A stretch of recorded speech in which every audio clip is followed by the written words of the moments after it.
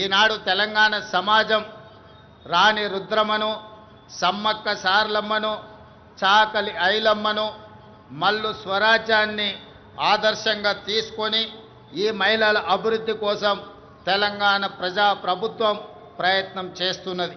అందుకే కోటి మంది ఆడబిడ్డలను కోటీశ్వరులుగా చేయాలనే ఉక్కు సంకల్పంతో ప్రజా ప్రభుత్వం ముందుకు వెళ్తున్నది. మహిళల ఆర్థిక స్వావలంబనకు ఇందిరా మహిళా శక్తి పాలసీని ఆవిష్కరించుకున్నాం. మహిళలను పారిశ్రామికవేత్తలుగా తీర్చిదిద్దే లక్ష్యంతో తొలి ఏడాదిలోనే 21,000 కోట్ల సున్నా వడ్డీ రుణాలను మహిళలకు పంపిణీ చేశాం. పాఠశాలల్లో మౌలిక వసతులను కల్పించేందుకు పనులను అమ్మ ఆదర్శ కమిటీలకు అప్పచెప్పాం.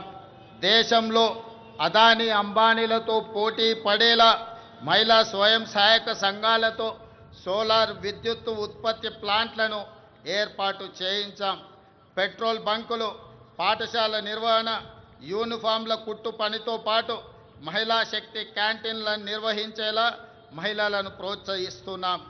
తాము తయారు చేసిన ఉత్పత్తులను విక్రయించేందుకు అంతర్జాతీయ మార్కెట్లో మహిళా సంఘాలు పోటీ పడేలా హైటెక్ సిటీ పక్కన శిల్పారామంలో 100 ఇందిరా మహిళా శక్తి స్టాళ్లను ఏర్పాటు చేసి వాళ్ళు ఉత్పత్తి చేసిన వస్తువులను ప్రపంచ దేశాలకు పరిచయం చేసే విధంగా ఈనాడు వేదికను పరిచయం చేశాం ఇందిరా మహిళా శక్తి సంఘాలకు.